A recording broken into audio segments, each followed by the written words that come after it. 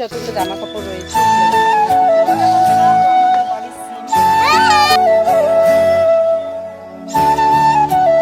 নমস্কার বন্ধুরা, আয়ুষী লাইফস্টাইলে সবাইকে স্বাগত জানাই।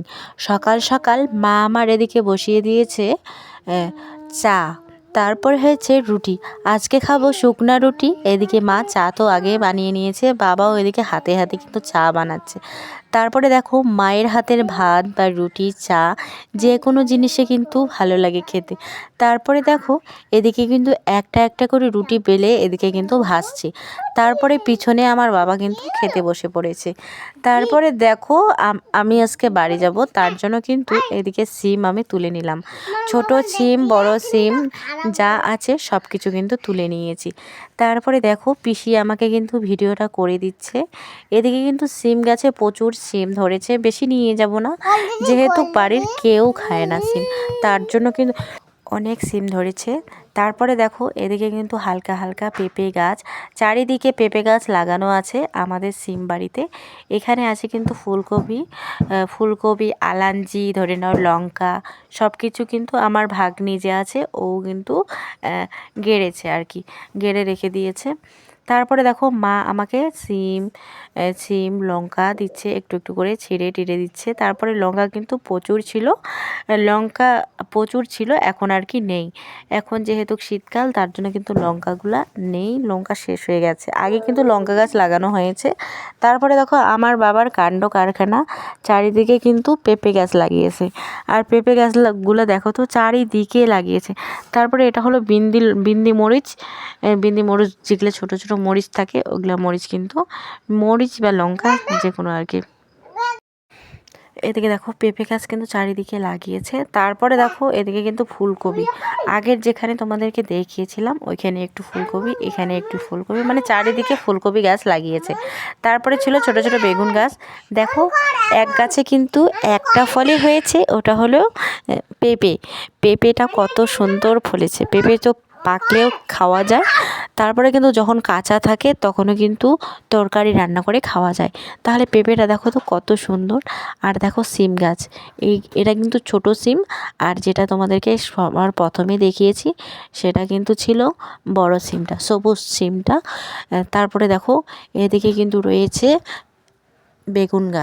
বেগুন গাছগুলোও তোমাদের সঙ্গে শেয়ার করে নিলাম।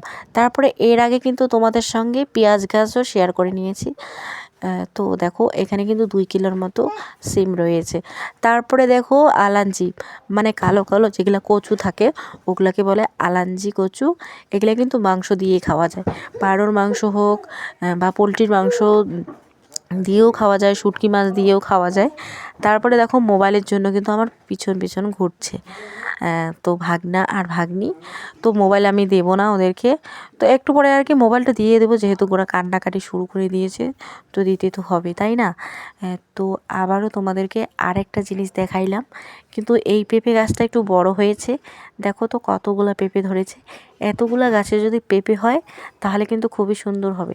আর এদিকে কিন্তু পেঁপেও বিক্রি করা, এদিকে কি চারিদিকে পেঁপে বিক্রি করা যায়। তারপরে দেখো সিম কিন্তু রয়ে গেছে, এতগুলো সিম তো ছেঁড়া সম্ভব না। আর বেশি নিয়েও যাব না, কারণ হলো বেশি নিয়ে গেলে কে খাবে, মানে শ্বশুর শাশুড়ি মা তো খায় না।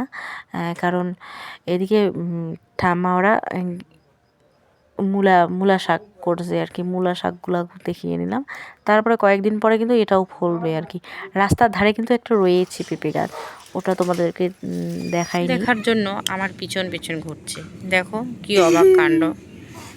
এটাও দেখো, আমার মোবাইল দেখার জন্য এই কিন্তু আমার পিছন ঘুরছে। তুমি কি দেখবা? কার্টুন। তুই কি দেখবি? কার্টুন। ছি ছি ছি ছি ছি, বই পড়া বাদ দিয়ে মোবাইলের জন্য বসে আছে এখানে অবতার করে।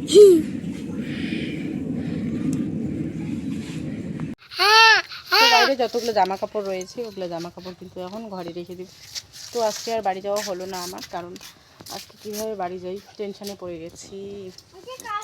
তো আজকে আর বাড়ি যাবো না। তো বাইরে যতগুলো জামা কাপড় আছে এখনও কিন্তু শুকায়নি, একটু শুকাইলে পরে দিয়ে দেবো, এখনও একটু রোদ্রু আছে। তো বাড়িতে দেখি মা এখন খাওয়া দাওয়া করবে, জঙ্গল থেকে যেহেতু খড়ি নিয়ে আসলো, দিয়ে কিন্তু খড়ি আছে, এই যে যতগুলো খড়ি, এগুলো খড়ি কিন্তু নিয়ে আসে ফরেস্ট থেকে। তো যাই দেখি কি করছে। এটা আমার ছায়া। এই যে আমাদের হোম ট্যুর। বাড়িতে একটু বক বক করে তারপরে চলে গেছিলাম কিন্তু মাঠে বসতে। তো সন্ধ্যার আগেকে তোমাদের সামনে ভিডিওটা শেয়ার করলাম। দেখো তো আমার ভাগ্নে ভাগ্নি তারপর আমার মেয়ে সবাই কিন্তু মাঠে ওরা খেলছে। মাঠে খেলছে তো সন্ধ্যাও লেগে গেছে, কুয়াশা। আর আমাদের এদিকে কিন্তু হাতি বের হয়, তার জন্য কিন্তু সন্ধ্যাবেলা কেউ হাঁটাহাঁটি করে না রাস্তায়, সবাই ঘরে ঘরে থাকে। তো আমি ঘরে ঘরে থেকে তোমাদের সঙ্গে ভয়েস শেয়ার করছি। তারপরে দেখো তো সন্ধ্যা হয়ে গেছে। আমি 4 বছর থেকে যেহেতু হাতি দেখি না, তার জন্য কিন্তু আমার খুবই ভয় লাগে। বিশেষ করে আমার মেয়েটার জন্য কিন্তু খুবই ভয় লাগে, বলে লাভ নেই। কোথায় ঘুরবে না ঘুরবে বলা মুশকিল। তারপরে দেখো রাত্রেবেলা আমার মা কিন্তু এদিকে রান্নাটা বসিয়ে দিয়েছে। দেখো তো কাণ্ড কারখানা। এদিকে কিন্তু হাঁটা চলা দৌড়াদৌড়ি করতে করতে আমার মেয়েটা কি কাণ্ড কারখানা নাই করে করে বসেছে। এই হাতে যে বন্দুকটা দেখছো, এই বন্দুকের যে গুণা তারটা আছে ওটা কিন্তু দাঁতে ভরিয়েছে। তারপরে কিন্তু বের করতে আর পারে না। তারপরে দাঁতে একটু কিন্তু রক্তও বের হয়েছে। তারপরে আমার চোখ থেকে তো জল বের হয়ে গেছে এরকম কাণ্ড কারখানা দেখে। তারপরে কিন্তু বের করে নিয়েছি। আমি যখন বের করেছি তখন কিন্তু মোবাইলটা তোমাদের সঙ্গে আর কি শেয়ার করে নিই। এখন মা তরকারিপাতি ধুয়ে নিয়ে আসবে, কলের পরে চলে যাবে জল আনতে। এই যে এখন কিন্তু ওর দাঁতে কিন্তু ঢুকাইছে। তারপরে দেখো আমার এমনই রাগ উঠেছে, উনুনের পাড়ে কিন্তু দিয়ে দিয়েছি ওই বন্দুকটা, পুরা দিয়েছি। তো যাই হোক ওটা একদমই শেষ হয়ে গেল, পুরা দিয়েছি রাগের চোটে। এখন দেখো আমার মা কিন্তু এদিকে ধুয়ে নিচ্ছে, ধুয়ে তো নিয়ে আসলো বাঁধাকপিটা, এখন কিন্তু রান্না করলো।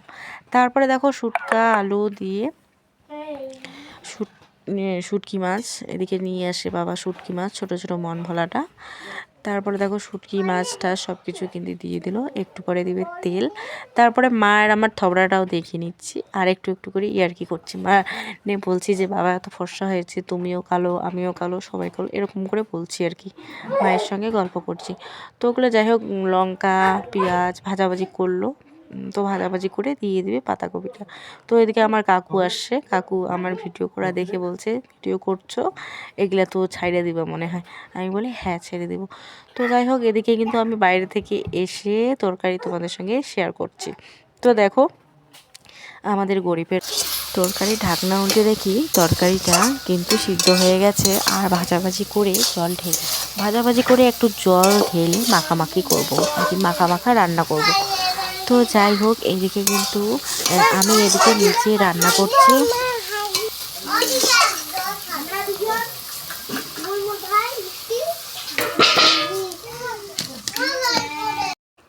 কালকে রাতে 2টা 2:30টার দিকে এসেছিল হাতি। কি অবাক কাণ্ড কারখানা! ঘরের পিছনে এসে দাঁড়িয়েছিল, সিম খেয়ে হয়তো দেখেছিল যে তিতা লাগে, তার জন্য কিন্তু ওইখানে ফেলে রেখে দিয়েছে।